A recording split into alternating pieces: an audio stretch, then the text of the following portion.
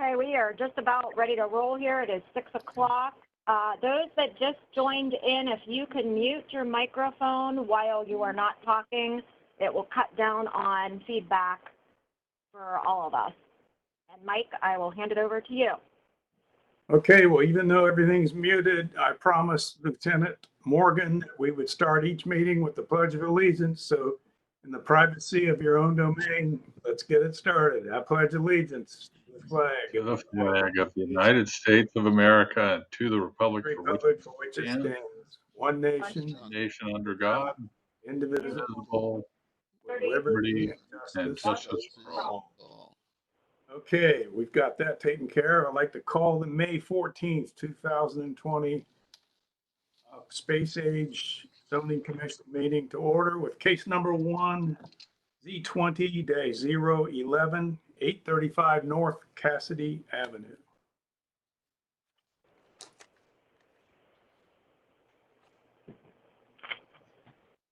The 0.39 acre site consists of a portion of one parcel zoned in the P1 parking district. This location is the subject of a zoning code violation for operating an outdoor storage use without obtaining a certificate of zoning clearance. The requested M manufacturing district will allow outdoor storage of materials on the site associated with the industrial facility developed on the remaining portion of the parcel. North, south, east, and west of the site are industrial uses in the M and M2 manufacturing districts. Also located east of the site are single-unit dwellings zoned in the R4 residential district.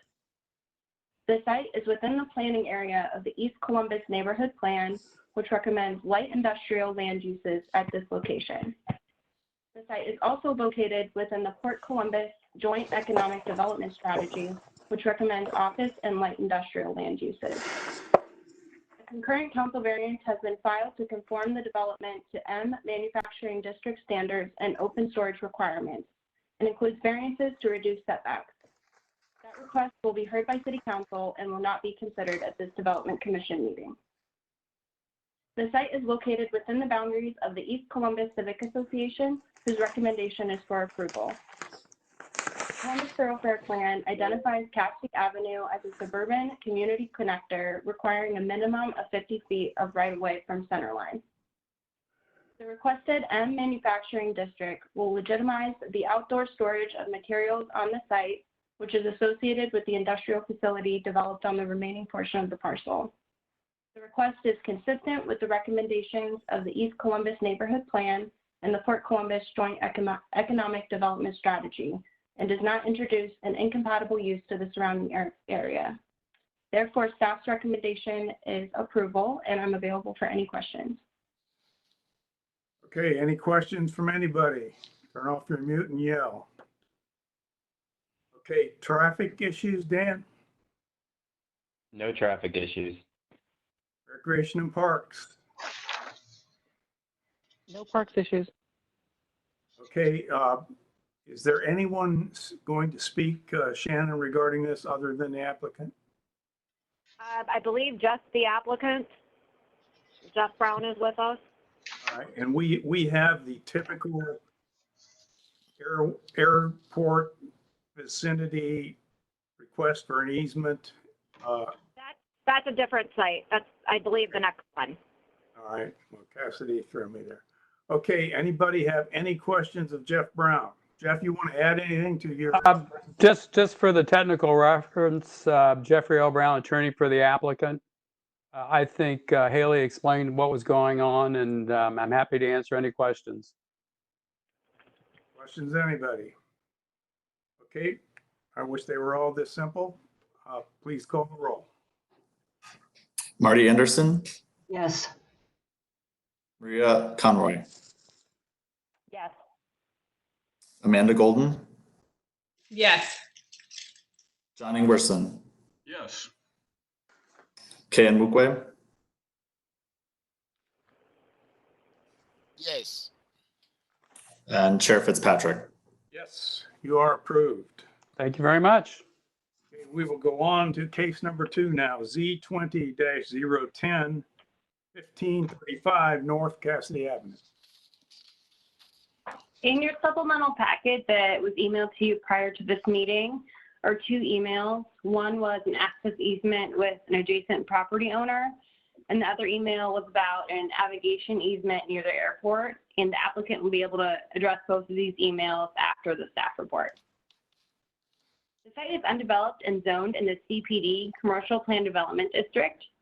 The site is subarea A of Ordinance 1953-2019, which permitted C2 commercial and I institutional uses, along with hotels, motels, and extended stay hotels.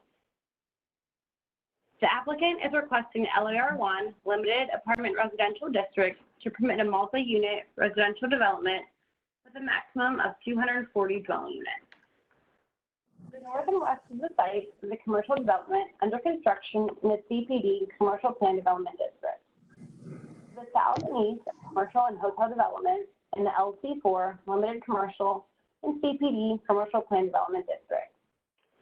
Companion CV20-015 has been filed to vary the perimeter yard setback. That request will be heard by City Council and will not be considered at this Development Commission meeting. The property is within the boundaries of the Northwest Area Plan, which recommends airport-related uses at this location, including office, retail, airport service, light industrial, and other uses that are compatible with and supportive of Port Columbus. The site is also within the boundaries of the Port Columbus Joint Economic Development Strategy, which recommends office and residential uses for this location. The site is located within the boundaries of the Northeast Area Commission, whose recommendation is for approval. The limitation text commits to a site plan and includes provisions for traffic commitments and landscaping. The requested LAR1 Limited Apartment Residential District will allow a residential development that is compatible with the development standards of adjacent residential and commercial development. Planning Division staff notes that this proposal is a conversion from an extended stay hotel to apartments that is otherwise largely consistent with a previous proposal, and along with the remainder of the site, it's consistent with the Northeast Area Plan's land use recommendation of airport-related uses. I would be happy to answer any question, or City Department's recommendation is for approval, and I'd be happy to answer any question. Anyone have any questions? Okay, traffic. There is a traffic impact study that was previously approved for this site. All the commitments that we need are provided for in the text. All right, Kathy.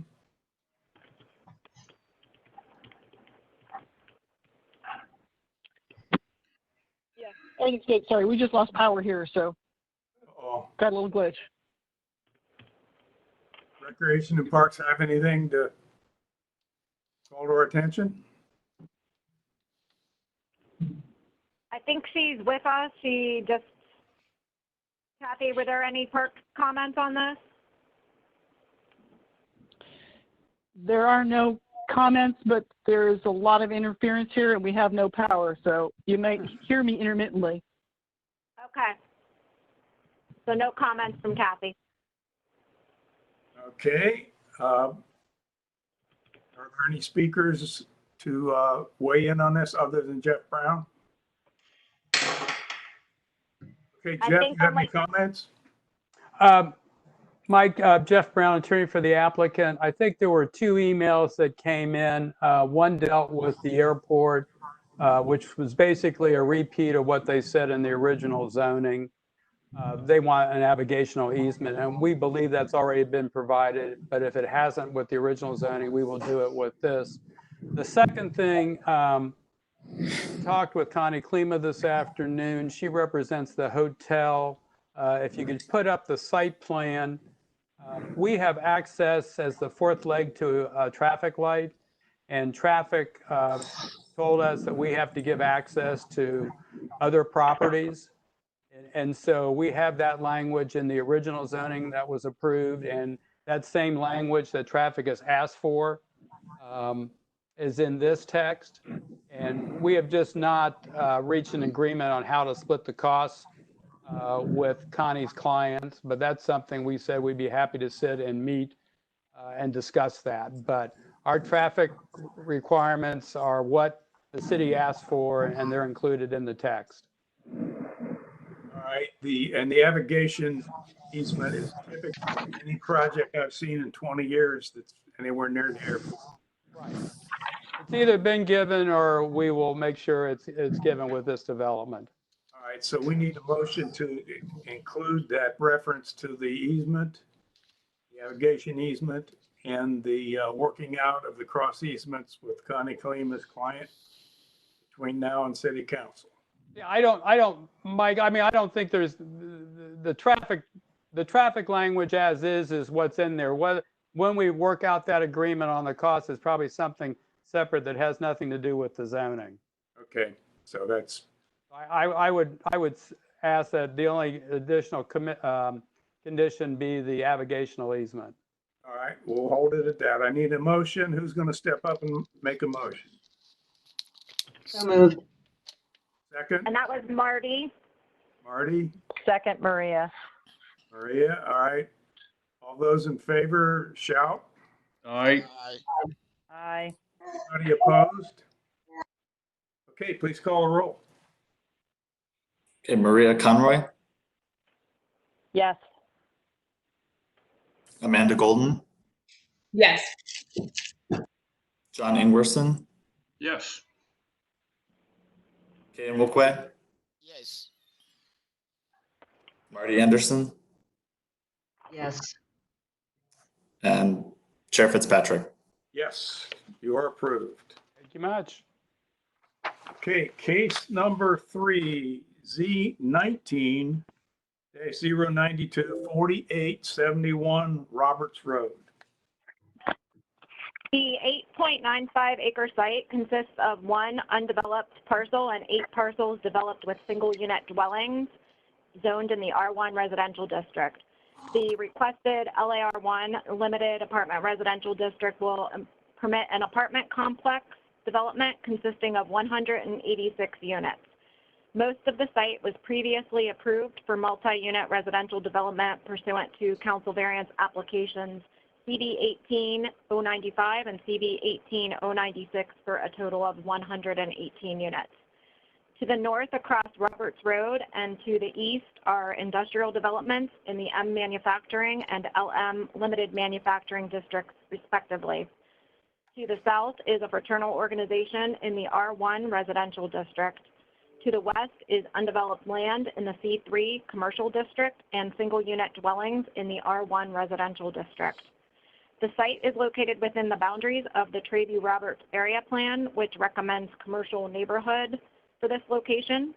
Planning Division staff recognizes the proposal's potential to facilitate a mixed-use environment with the undeveloped commercial and residual residential properties on the east side of Walcott Road, and requested the applicant to develop a concept for this adjacent property that could provide a mix of uses, including smaller scale retail and office uses, with connectivity within and between the sites. Staff also requested variable building heights consistent with the residential uses in the area, inclusion of central open space, and reviewed building elevations and landscaping details for consistency with the plan's design guidelines. The site is located within the boundaries of the Far West Area Commission, whose recommendation is for approval of the requested LAR1 district. The limitation text commits to a site plan which depicts pedestrian connectivity and centralized open space and establishes supplemental development standards that address density, building height, traffic access, and right-of-way dedication, street trees, screening, building materials commitments, graphics controls, and site amenities. Concurrent Council Variance CB 19-126 includes variances to reduce building setback lines and perimeter yard requirements. That request will be heard by City Council and will not be considered at this Development Commission meeting. The proposed LAR1 limited apartment residential district will permit the construction of a 186-unit apartment complex with centralized open space, pedestrian connectivity, landscaping, and varying building heights as requested by the Planning Division. The development text and site plan also include provisions for maximum density, setbacks, screening, building materials, graphics controls, and site amenities. Although the Trayview-Roberts plan recommends neighborhood commercial uses for this location, Planning Division staff recognizes that the proposed use is compatible with existing surrounding residential density patterns and has the potential for becoming part of a mixed-use development if the adjacent properties to the west develop with commercial uses. Therefore, staff's recommendation is for approval, and I'm available for questions. Thank you. Okay, any questions for Shannon? Dan, traffic issues? All traffic issues have been addressed. All right, Kathy, anything on recreation and parks, or are you drowning? No parks issues. The short north is getting pounded right now. Okay, the applicant, Dave, do you have anything to add to the staff report? Dave Perry here as agent for the applicant. I don't have anything to add to the staff report. The preferred living, I believe Jared Smith is also on the, at least on the audio, but the site is about 9 acres. It's an assemblage of multiple parcels annexed in 1971 under the R1 zoning. And as Shannon indicated, it was previously approved for a different multifamily development. We met a few times with the area commission. They were very helpful in with the discussion and so on. That the area commission meetings included neighbor involvement and discussion of the building heights and so on. That resulted also in commitments about fencing on the south and east sides. And on the neighborhood commercial issue, the total area designated as neighborhood commercial is around 12.5 acres, which would be a lot of commercial for this site. And we did some modeling with the planning staff and the area commission on how the remainder area that is not included in the zoning, which is about 3.5 acres, could be developed with neighborhood commercial uses. So with that, I don't have anything else to add. Okay, well, you've got the staff approval and the area commission approval, and nobody is here to oppose you, so we simply need to call the roll. Amanda Golden, Yes. John Ingwerson, Was that 2 Yes. yeses? Kayan Wukwe, Yes. Marty Anderson, Yes. Maria Conroy, Yes. and Chair Fitzpatrick. Yes, you're approved. Very good, thank you. Yeah. All right, I will call the fourth piece to order and then turn this over to John Ingwerson. Case number 4 is Z20-012 2435 Billingsley Road. John, it's yours. Yep. I'm on. All right, so in the supplemental packet that was received prior to this meeting is a recommendation of approval from the Far Northwest Coalition. Also is an opposition letter received from an adjacent property owner. The site is developed as a vacant commercial building in the CPD Commercial Plan Development District. Ordinance 1451-2012 was approved for this site and included automobile sales with a commitment to a site plan. The applicant proposes a building expansion for a used automobile sales facility with a reduced parking setback. The applicant is requesting the CPD Commercial Plan Development District to update the existing site plan and development text. To the north, across Billingsley Road, are single-unit dwellings in the R2 residential district. To the east is a multi-unit residential development in the LARLD Limited Apartment Residential District.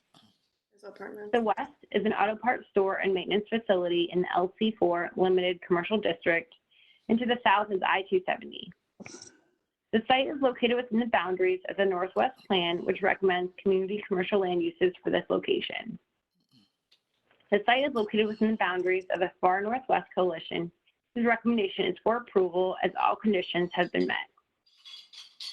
Development text commits to a site plan and C4 commercial district uses with several use restrictions that include provisions for setbacks, access, buffering and landscaping, outdoor display areas, and graphics commitments. The requested CPD, Commercial Plan Development District, will allow a used automobile sales facility development with a reduced parking setback that's compatible with the development standards of adjacent commercial development. In consideration of the nearby residential development, the CPD text contains provisions for increased landscaping and screening along Billingsley Road. Related controls allow prohibiting billboards and off-premise graphics. Additionally, the proposal is consistent with the land use recommendations of the Northwest Plan. City Department's recommendation is for approval, and I'd be happy to answer any questions. Any questions? Is there mounting within that plant on the front towards Billingsley? John, this is the opposition speaker. Melissa, if you can wait until after staff's done giving their presentations and the Development Commission members ask questions, and then we'll call you when we're ready for you. Okay, so sorry. No problem. Okay. Does anybody have any questions? Traffic? No traffic issues. And Kathy, any parks issues? No recreation parks issues. Okay. Well, do we want to have the applicant speak first? And then we'll take Melissa. Okay, I'm Jeff Brown, attorney for the applicant. We had several meetings with the coalition to discuss the issues. You might look at this as being very consistent with what I've done with the other car dealerships along there. So the revised package that you have is what the coalition approved, and it does have mounting, which was one of the requests in that revised drawing. We also put in the language about the lights in terms of the height that they dim between 10 p.m. and 7 a.m.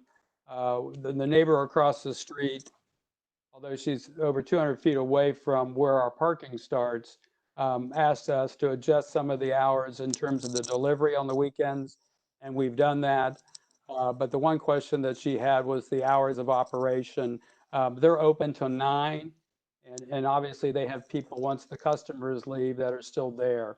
So that's the reason in terms of waiting off to 10 o'clock in terms of then dimming these new lights. So the language that's in this zoning is consistent with Dennis to the west and then Bob Boyd to the west of Dennis.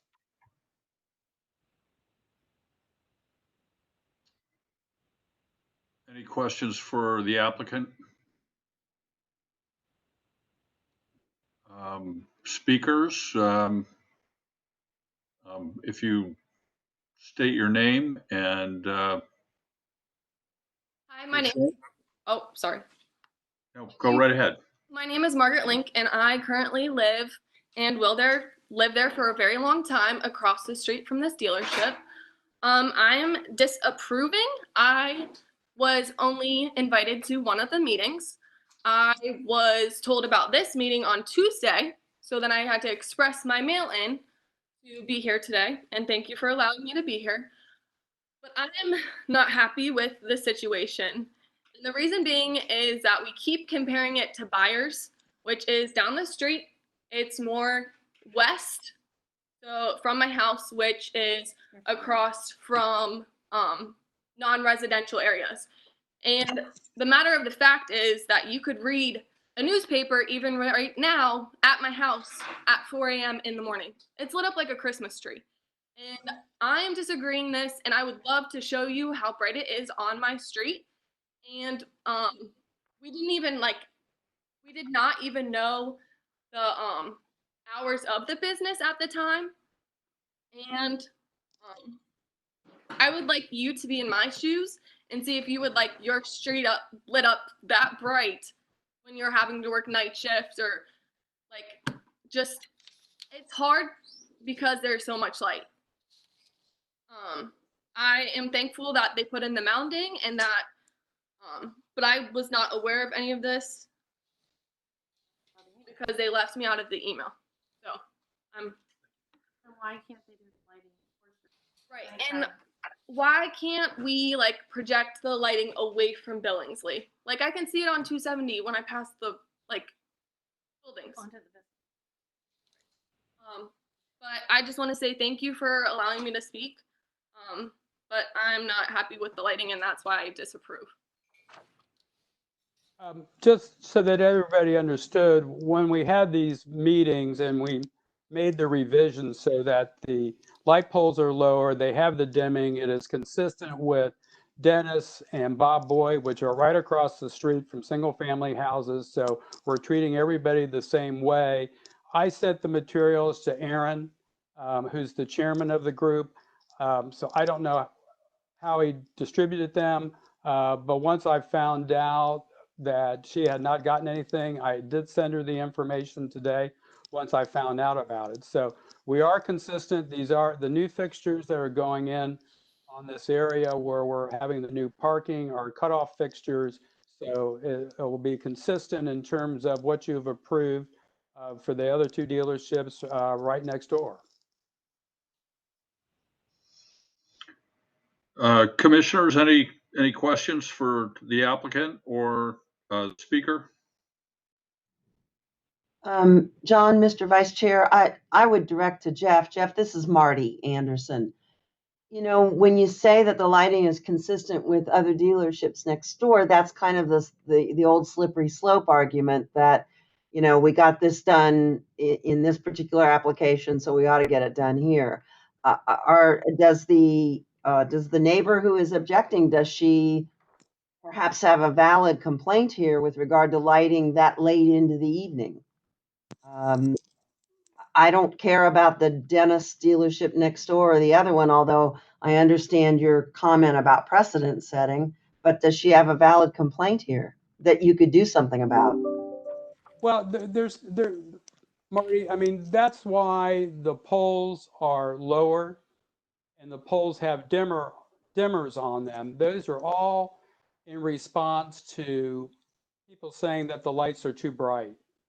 So the only thing that I was pointing out is in terms of the language that was created and approved in the prior cases, all have the same situation with single family across the street from them. So the poles are lower, they have dimmers. The new lighting that you have there will be much better, lower intensity than what's existing there.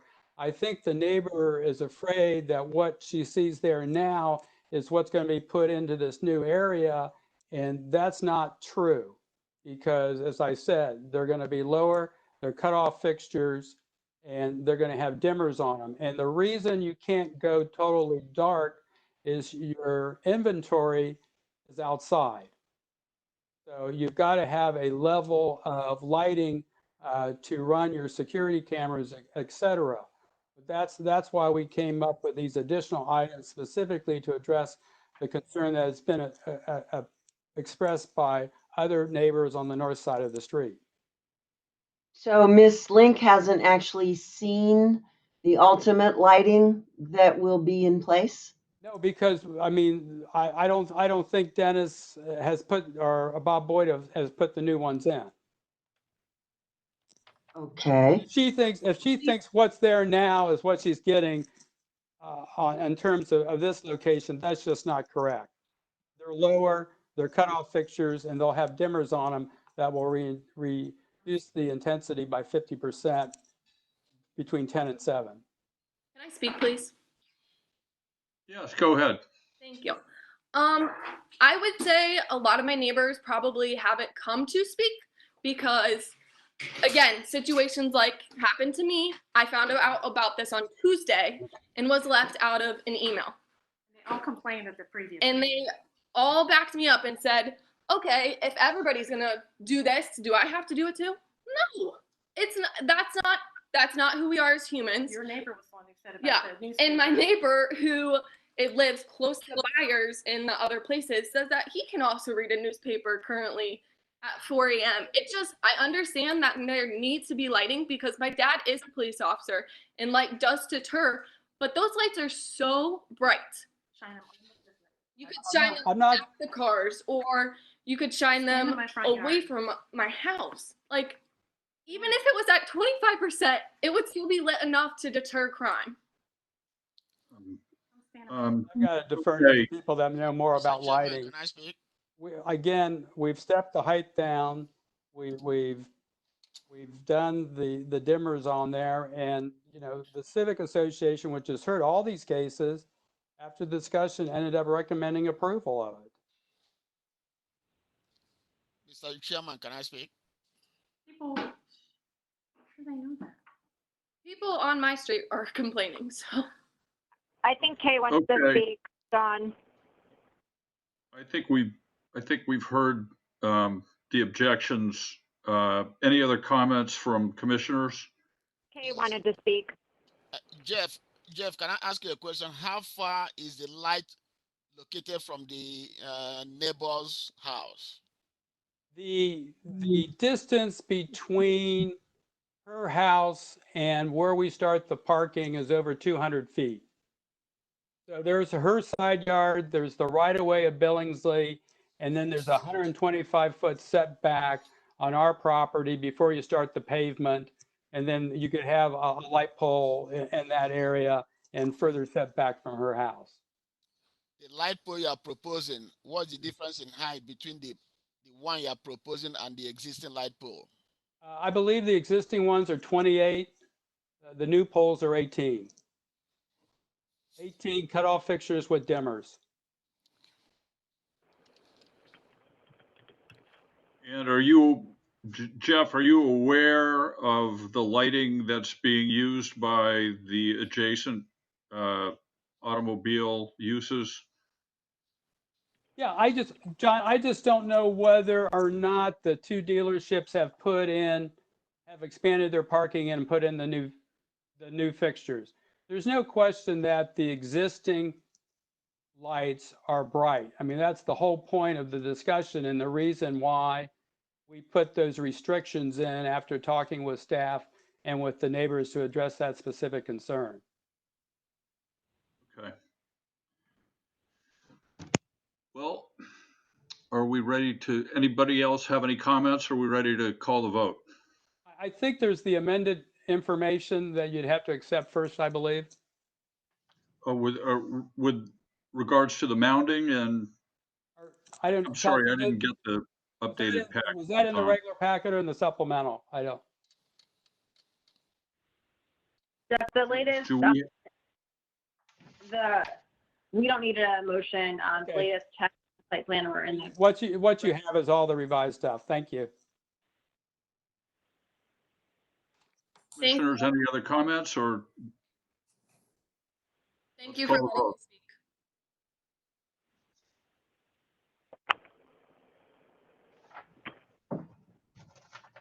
I think we're ready for the roll call, Tim. Oh, sorry. Okay. Kay Nwukwe? Yes. Marty Anderson?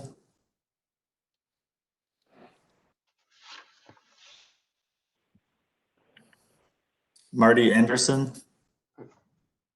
Yes. Maria Conroy? Yes. Amanda Golden? Yes.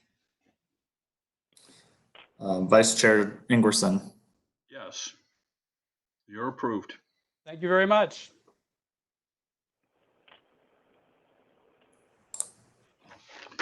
Okay, moving right along to case number 5, Z18-056, 4899 Cleveland Avenue. The 0.26 acre site consists of one parcel developed with a former beauty salon zoned LC3 Limited Commercial District.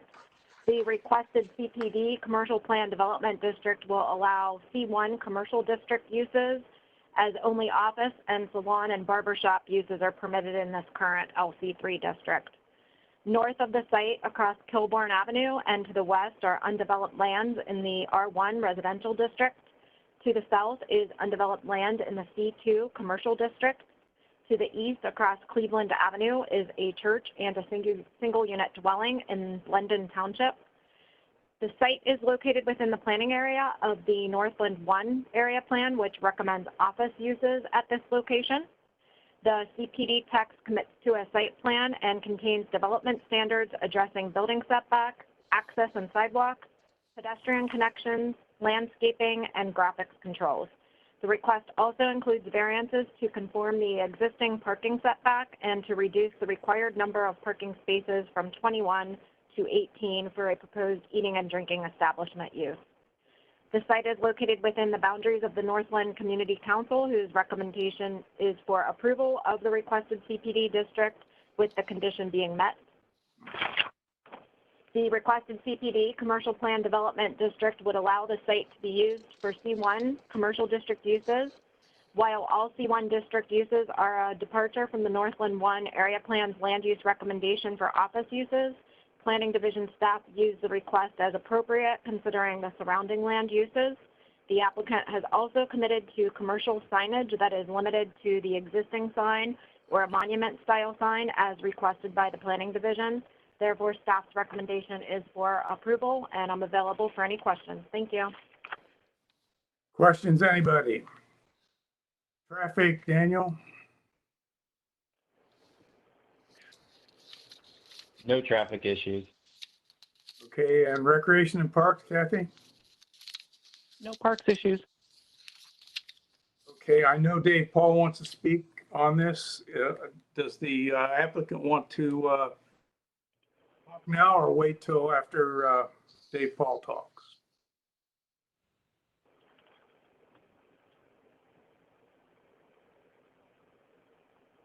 Mr. Viday, you here? Yeah. Bazad, do you want to say anything now? No, I will wait until Dave talks. Okay, that's fine. Dave, you're up. Thank you, Chair Fitzpatrick, members of the commission and staff. Again, Dave Paul, representing the Northland Community Council. Our committee met multiple times with the applicant and his agent. Both of them are here. I see Saeed. Hello, Saeed. And Bazad Viday. They were very patient, and we appreciate their having been patient. When we met with them this past February, we were talking specifically about this parcel. Previously, the application had included another parcel which was removed from the present application. And on this occasion, that is February 26th, our committee did recommend approval of the application 13-0 with one abstention. With one condition. The condition involved the construction of a sidewalk along the northern boundary of the property. The applicant has committed to build such a sidewalk when the parcel to the west is developed, and that is sufficient to meet our condition.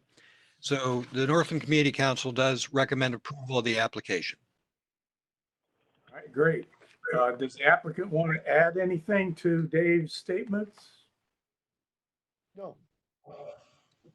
Okay, well, I would like to commend Dave Paul for working on his coronavirus 19 mullet look. Mr. And, Chairman, let's call the vote. can I, Chair, before we call the roll, can we have Bazad and Saeed give their names for the record, please? Yes, Saeed Ali. My name is Bazad Viday from Innovative Engineering Group. Mr. Chairman, Yes. a quick question. Shannon, maybe you know, does the building meet the urban overlay requirement? This property is actually not in one of the overlays. Oh, okay. It's outside of the overlay. Okay. Okay, with that information, let's call the roll on this case. Marty Anderson, Yes. Maria Conroy, Yes. Amanda Golden. Yes. John Ingwerson, Yes. Ken Wukwe, Yes. Chair Fitzpatrick. Yes, you're approved unanimously. Thank you so much. Appreciate it. Okay, let's go to case number 6.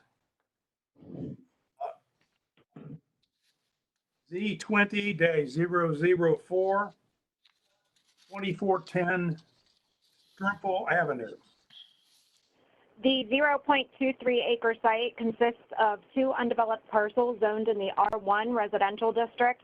The requested R2F residential district will allow 2-unit dwelling development on 2 newly configured lots. North, south, east, and west of the site are single-unit dwellings zoned in the R1 residential district.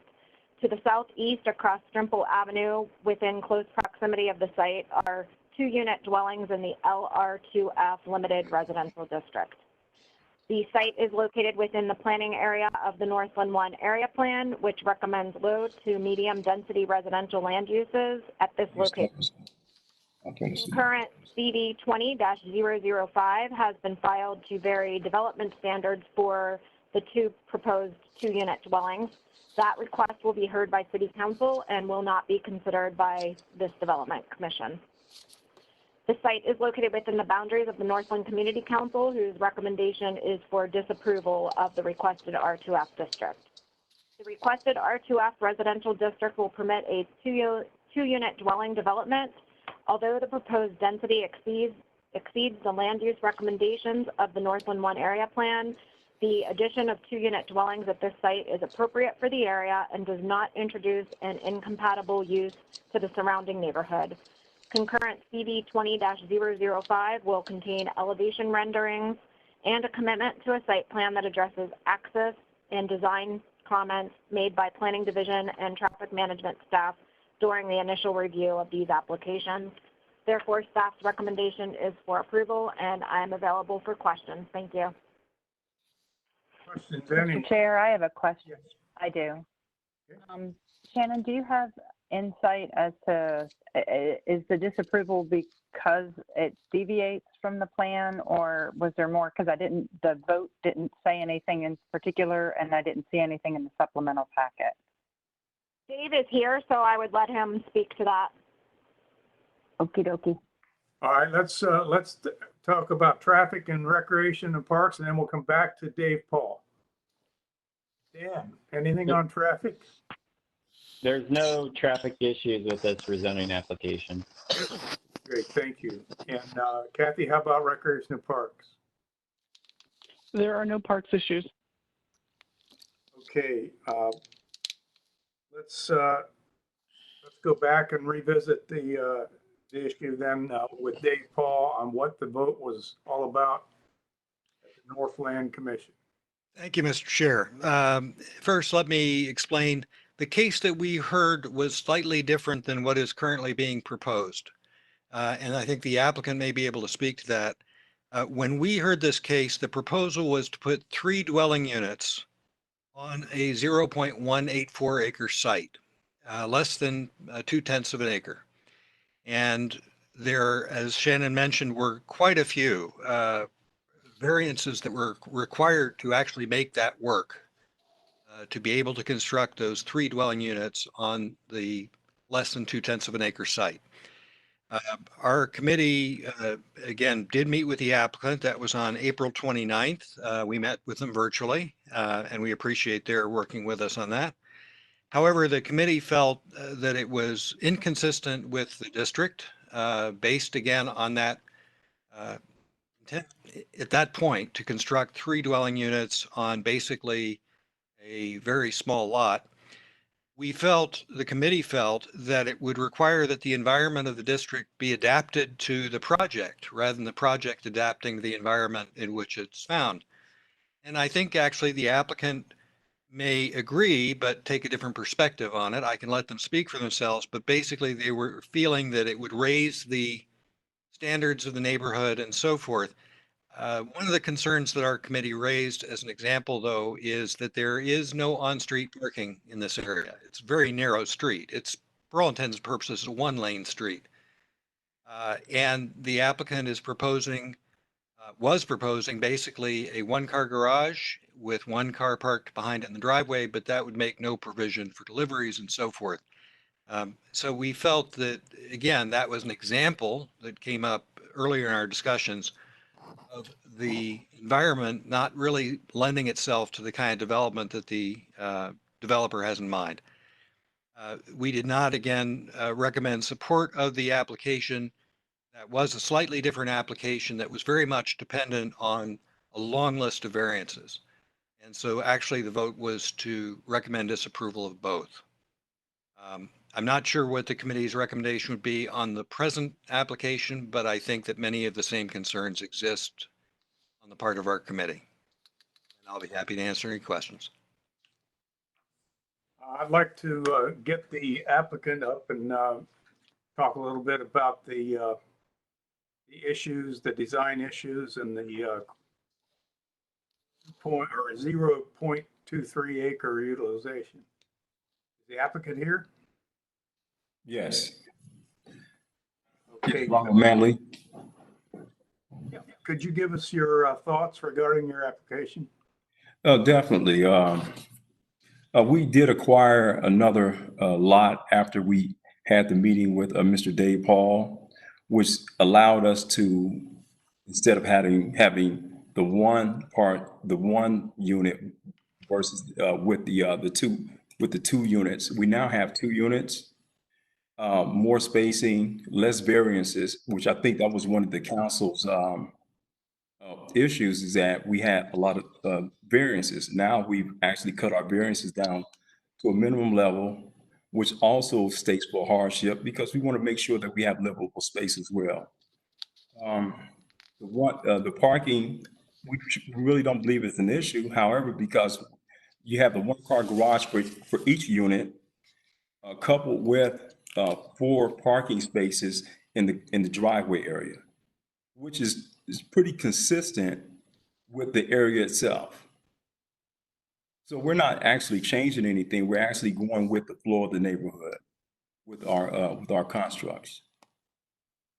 You basically have 2 parking spaces per unit? 1 parking space per unit, and that's why we're asking for the variance for that. Also room for 4 cars on the Yes, driveway? Yes, sir. It's 4 units, 4 driveways, 4 garages as well. All right.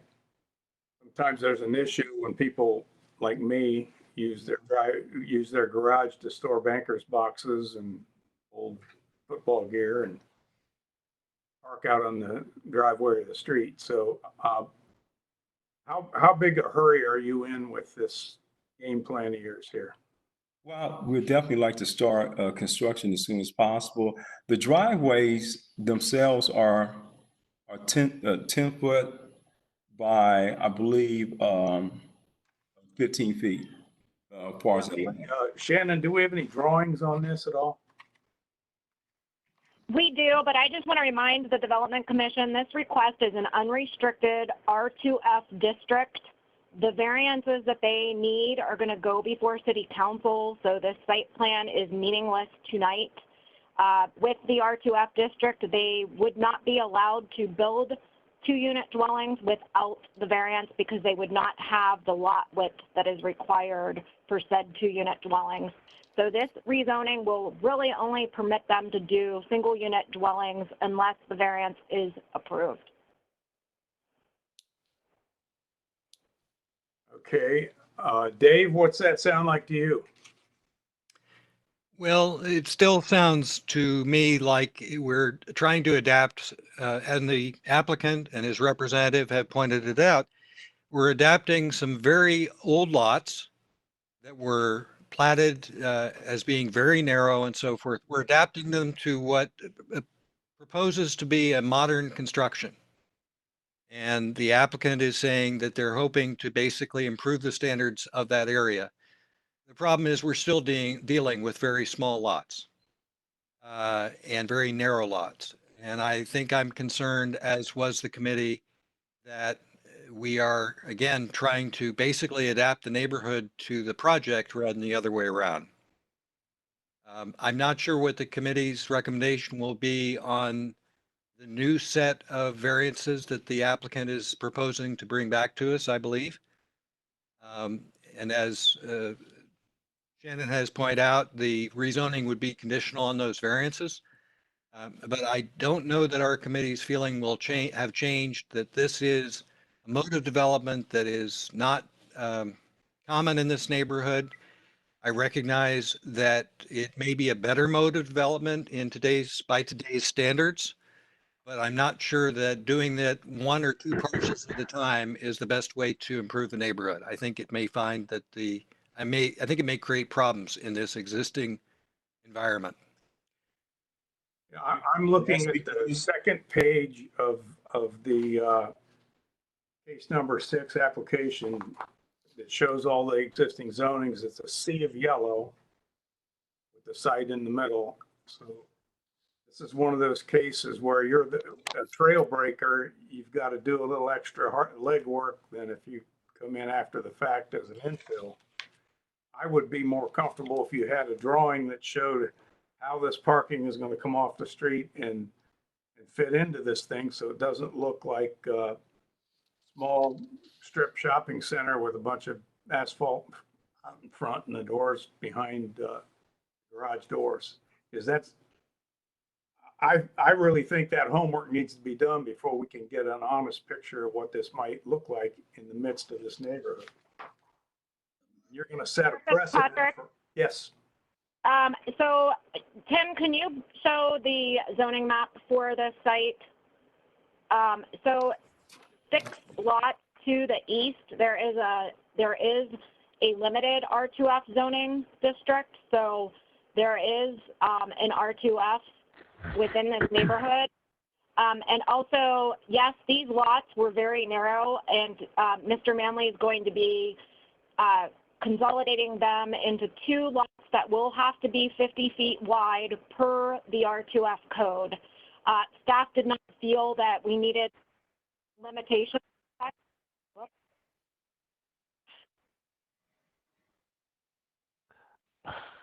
I don't know what happened there, but anyway, the lots will be 50 foot wide, and staff did not feel that the site plan rose to a level of needing a limitation text because it will be committed to with the concurrent council variance application. Okay, does anybody else have any comments or questions? Yeah, is it possible I can speak to this and reemphasize what Ms. Pine was speaking on? Ms. Pine is absolutely correct.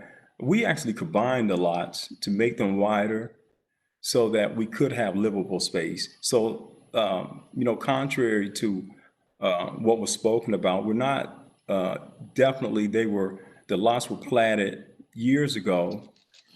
What we've done, however, was combine the lots to make bigger spacing and bigger living spaces. So the duplexes are consistent with the neighborhood.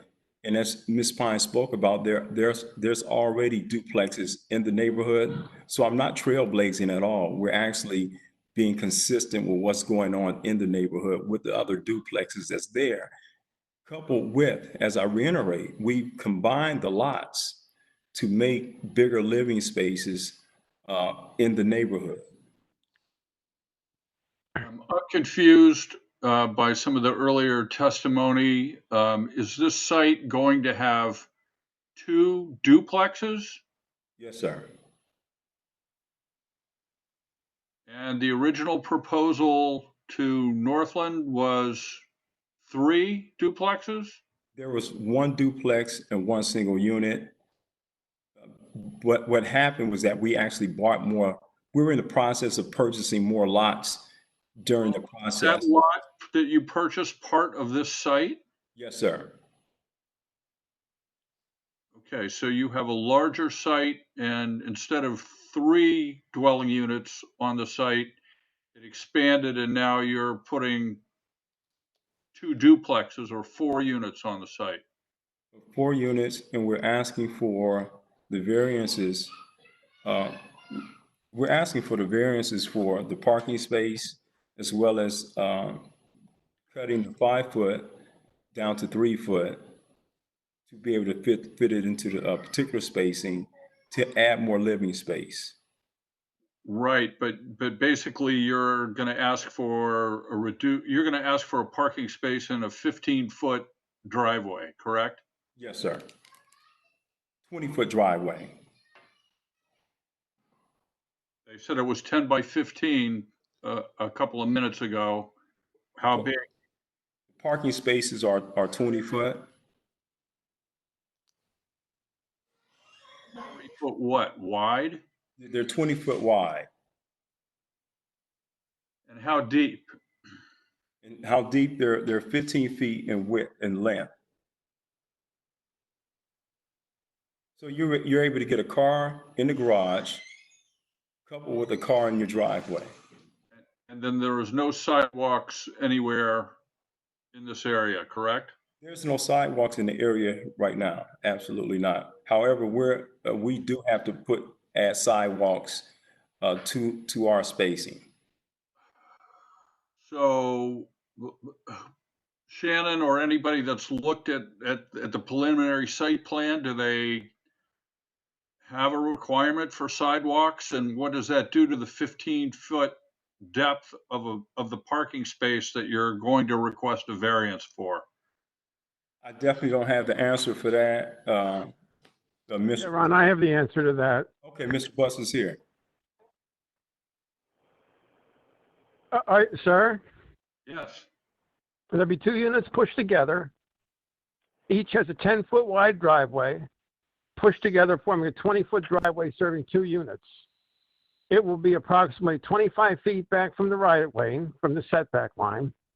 The sidewalks will be 1 foot in to the right-of-way and the government side, and everything is to code. So you have 2 single units with the garages abutted, and a combination of a 20-foot driveway with a saw cut down the middle, 10 foot for one, 10 foot for the other, with an additional parking in front of the building in the driveway. Okay, and I'm just concerned about the depth that you're asking for. Well, sir, the depth, that's a very imprecise Where question. you, The depth of what? well, you've got 15 feet. Most parking spaces in the city are 9 by 18. You know, there's the parking space in the garage is like 12 by 20, so that accommodates that. You have a 10-foot wide driveway, and if I have to show a dash line in the driveway of a 9 by 18 space for the additional parking, which wasn't requested in any of the codes, I would be more than glad to do that. Again, I'm just thinking of the zoning code that you're going to face and what you're trying to fit in vis-a-vis what Mr. Paul was speaking about. That's all. I just needed some. When you say the zoning code, could you be more specific and give me some facts to address? I'm well versed in this. Well, if you look at the size of what a legal parking space is, I think you'll find that it's 9 by 18. That's exactly what I just said. Don? Yes. So this council variance that we're not talking about tonight has parking variances to eliminate 1 parking space for each unit. The code required parking space will be in the garages. If they park in the driveway and they're not meeting the vision clearance requirements, they could be cited. So if we could maybe move along and just think about, is R2F adequate here, where they wouldn't be able to do anything but a single unit dwelling without the concurrent council variance? Okay. 1 single unit dwelling or 2 single unit dwellings? They could do 1 on each lot, and the lot width would have to be 50 feet wide. Let me ask, what's the distance between the sidewall of the structure to the other people's property, and what's the distance between the sidewall of each of these structures? They are proposing 3-foot side yards on either side of the dwelling, and that's addressed in the council variance. All right, and that's also going to be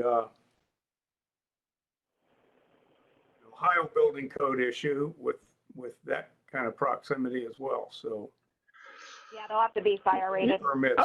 Sir, I can address that. Okay. I spoke with Jeff Shaver, who's in charge of residential, and he pointed to the residential code where I have to have it 3 feet off of the property line, but I have to have a 1-hour rated wall. and I'm limited to the opacity and number of openings, which those are all building code issues that I've addressed. You have to have type F windows for that fit into a 1 Pardon hour me? wall. You have to have special windows that go into a 1 hour wall. No, the code doesn't require the window to have a 1 hour rating. It requires the wall to have a 1 hour rating from my last reading about 3 days ago. I got a feeling the fire department would have a problem with flames 6 feet away from the next house, but that's not our problem here. It's a building permit problem. If it is a problem, I think you're trying to squeeze an awful lot into a small place, and you're going to set a precedent.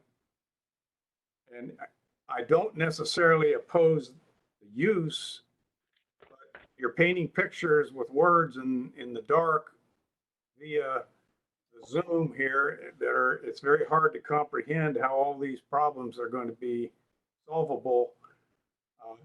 We don't need to solve them all, but you're going to have them solved before you get through with achieving a variance. So, Sure. Well, sir, with your concern about a precedent, the precedent has already been established in the neighborhood in multiple locations of R2F families.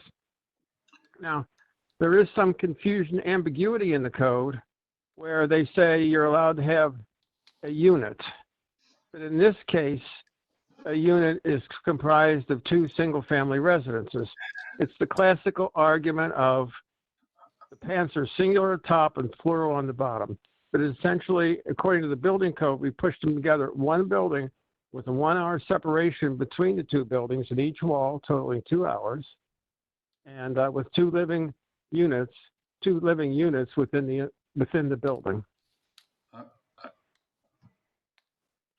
Shannon, is that correct?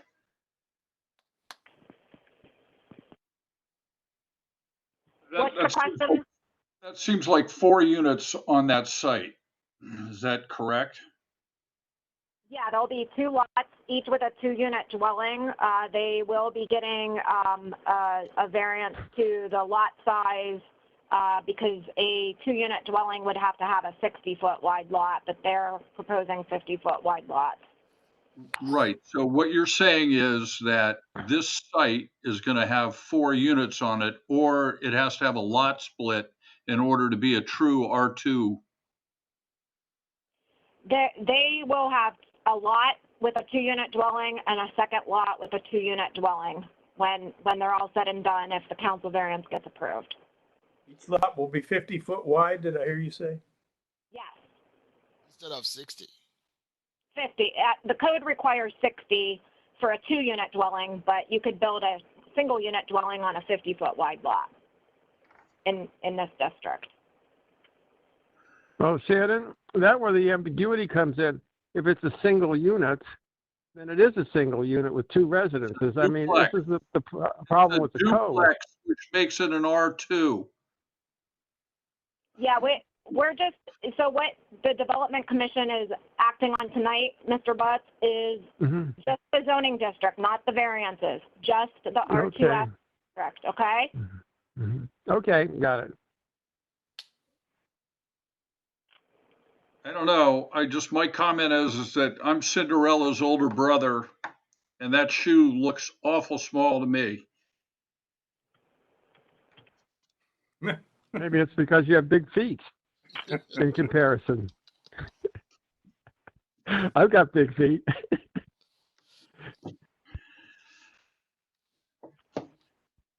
I would feel a lot more comfortable if you had a sketch that showed how you're going to accomplish this, rather than just the vague words. I don't oppose the use. I think you're really pressing it at this point. Tim, could you show the site plan that's going to go with the council variance? Yeah, Shannon, I just sent you that site plan. It was truncated. We have it. There it is. We're just showing 1 lot because that's all I had before this meeting was 1 lot. So if you could just picture a second duplex to the east, exactly the same site plan as shown. 2 50-foot wide lots with 2 duplexes. The gray hashed area in the back is the rear yard. Yeah, and Shannon, I wanted to apologize too. For some reason, I thought the meeting was tomorrow, so that's why I had meetings this afternoon. I couldn't get you the site plan. You have it now, but I apologize. You're used to.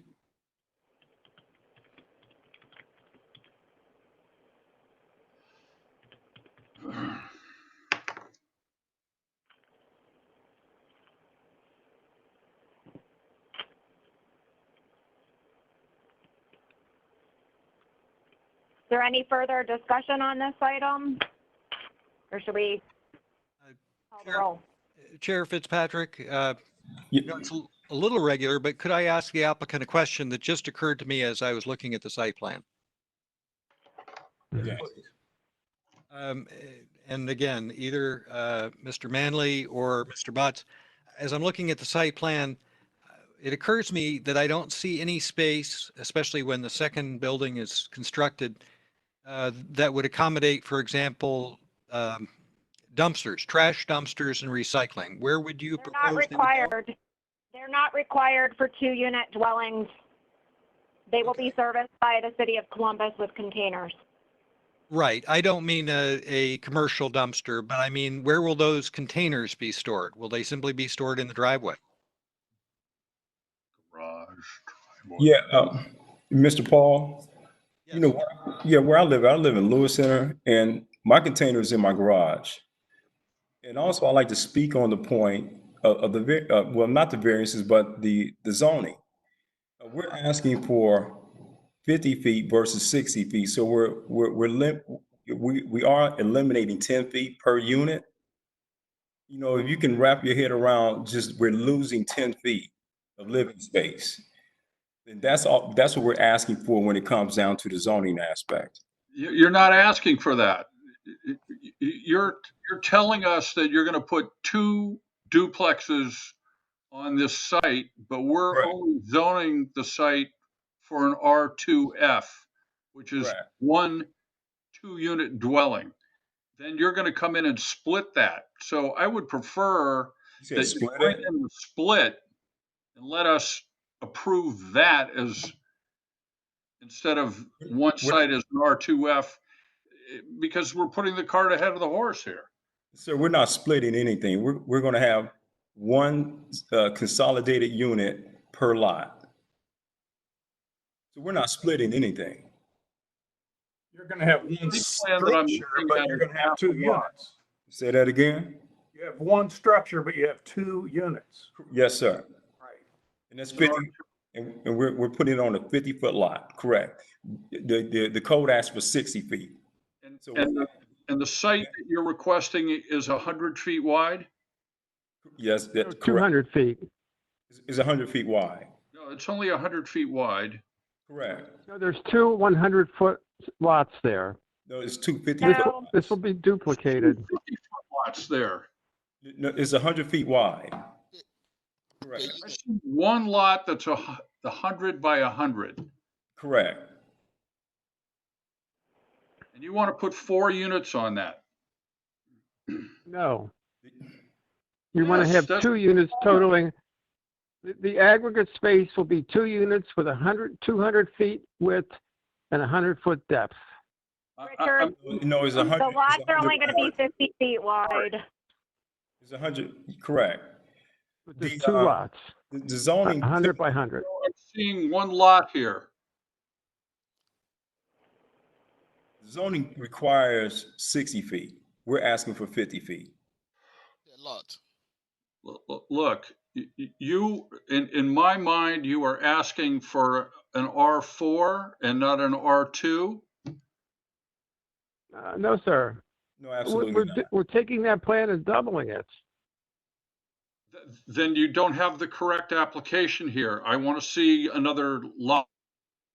Then I just sent it to you about half an hour ago. I'm seeing what Tim's putting on the screen. That's 50 feet wide by 100 feet deep, and it shows 2. Okay, now I see that. There are four units there. Right. Yes, 1, 2, 3, 4, 2 separate parcels, 50 feet wide each. The R2F district permits a 2-unit dwelling. So we're going to have 1 2-unit dwelling, 2 2-unit dwellings, each on their own parcels. And by the way, the site plan is not part of this rezoning. Yep. Part of the council variance. And you have between So the, he's gotta have a lot split. They will be, they are going to combine, there's 2 parcels now, John, okay? They're going to combine the 2 parcels and then split them into 2 new parcels that each have 50 feet wide. Because right now, one parcel has 20 feet and the other parcel has 80 feet. Okay, does that make sense? Yep. Okay, can we vote on this R2F?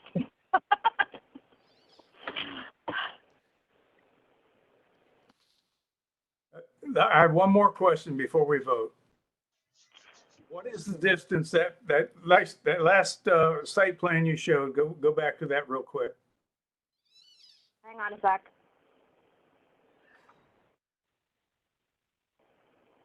All right, what's you see that hexagon over on the left side? Yes. The west 3 feet. side? It points 3 to feet. a dimension. It's 3 3 foot 0. 3 feet, yes. Then you have 3 feet and 3 feet together, so you have 6 feet between these 2 walls. Yep, and then 3 feet on this side.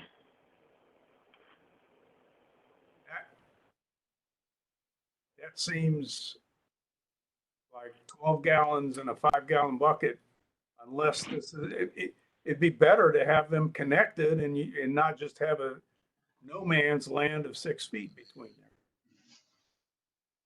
This doesn't look like it's been cooked long enough in the kitchen. Could you explain that, sir? I mean, cooked in the kitchen. Look at the aerial picture of the existing community there. 6'4". Aerial photo. Tim, can you bring up the PowerPoint aerial?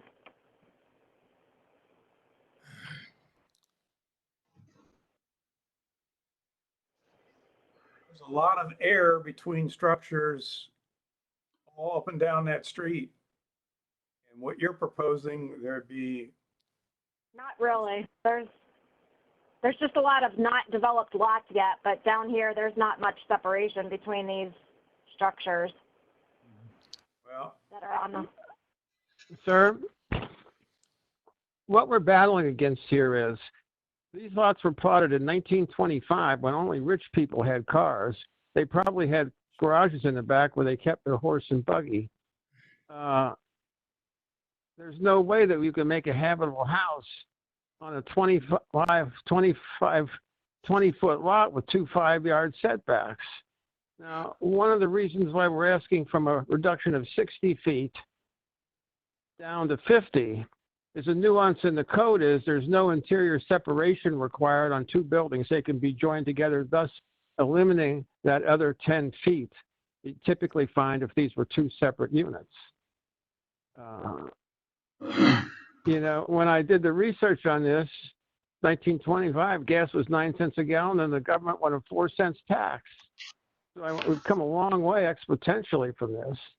And what we're trying to address is that this is, you know, we're trying to make this work in zoning that was done 100 years ago, 95 years ago, which the life has passed it by. That's why the variance is. And typically these narrow lots were done as an agrarian effort when people always wanted a thin lot because everyone wanted to face water. Like they see this a lot down on the Ohio River. So this wasn't unusual in the day, but it's so far removed today with technology that we want to develop this area. And we're taking an approach that the other people have already done this with the R2Fs. Hey, you got a comment? Yes, sir. My question to the applicant is this. When you look at the space between the 2 units, that is 6 feet. Right. Do you have windows on those walls? Richard can definitely address that. Could you speak up, sir? I could barely hear you. He wanted to know if there's windows on the walls Between the two units. between the two units. Yeah, there's windows on the side walls, obviously not between the two buildings, but on the exterior. And they're located in bedrooms. But typically, with this long, narrow plan, we'll have a central core with a bathroom, kitchen on the first floor, and then bathroom on the second floor, and two bedrooms facing the back of the lot, and a master bedroom facing the front of the lot. The reason why I'm asking So that we question met is- all the area requirements for glass is 8% per floor area. And, we've tried to address the solar movement of east-facing windows and south for make it, when people wake up, have the lifestyle of the plan tracks the sun during the day. My reason for the question is this: the 6 feet looks narrow, like the chairman said. It's like forcing a 12-pound into a 5 size bag. Pardon me, could you speak up, sir?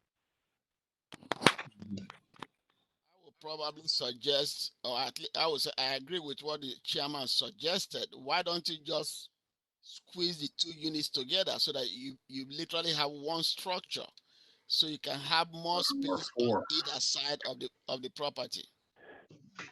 Well, if we did that, it would be a four-family coming under the commercial code, residential, and that would be totally beyond the pale of any reasonable person would ask in a residential neighborhood. You're getting close. We want homeowners there. We want people vested in the community.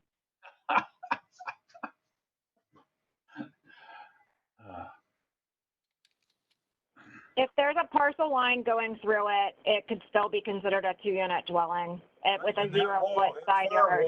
Anytime you have two components of a building with a firewall between, it's treated as they're two separate buildings. Separate. So you could. The parcel line would have to exist between the two. No, but the code says if you push two together, they can be treated as one unit for the building, not for the occupancy. There's a difference. You quit using the word unit when you talk about a building. You have a building which has 2 units in it. So. Well, I was speaking of the units plural, saying it's occurring on 2 different lots. Same thing. You had a 2-family on one lot and a 2-family on the other lot, and they abutted each other. And you could have 6 feet of grass on each sidewall. It would make more sense. And there's still 2-unit dwellings with a 0-foot interior side yard, so that the council variance would have to be revised for the side yard. Are we ready to call a vote on the R2F district? I think we beat this to death. I think we should call the vote, and then it's got a long way to go after tonight. Excuse me.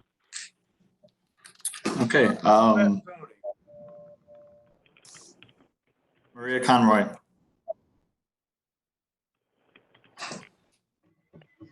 Yeah, I'm gonna vote no. I'm just not sure I can't quite get my head around it yet. Amanda Golden. I'm also voting no. I don't quite understand all the math. Johnny Wilson. I vote no, and Northland voted 10 and 10 no and 2 abstentions, and they have a long history of being critical thinkers and very invested in their neighborhoods, and so I vote no.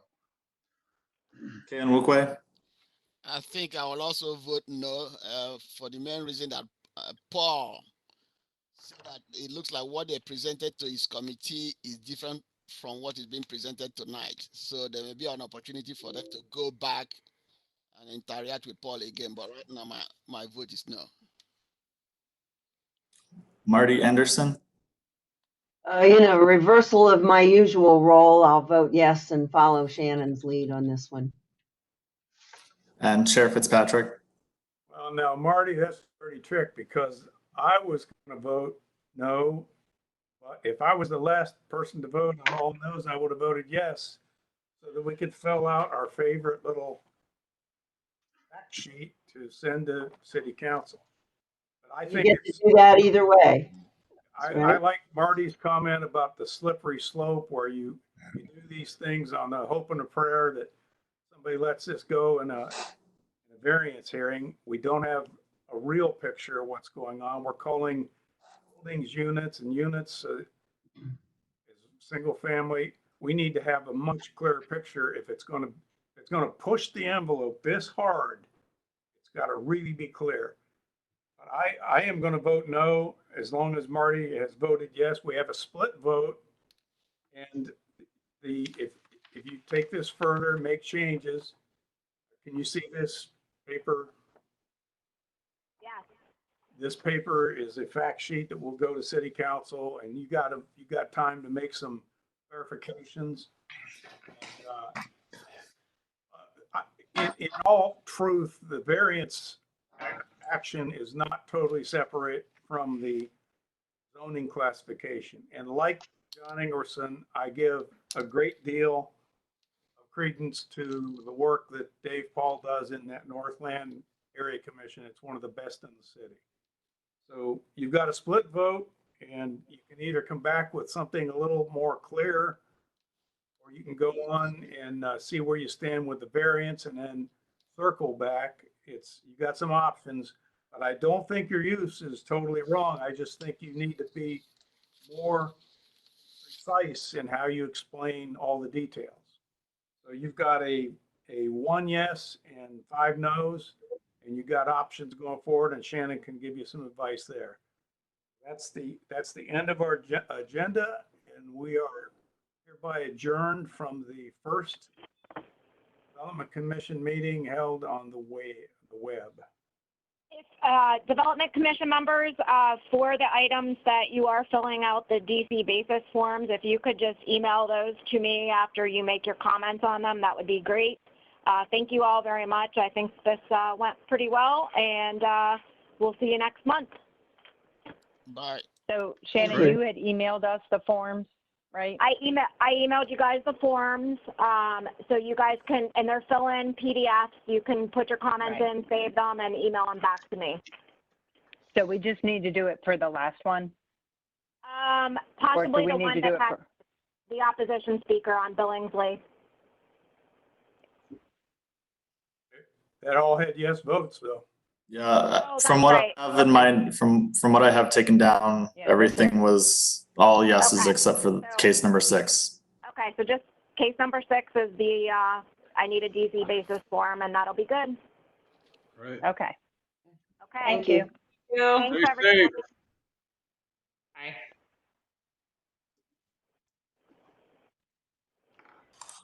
Yeah.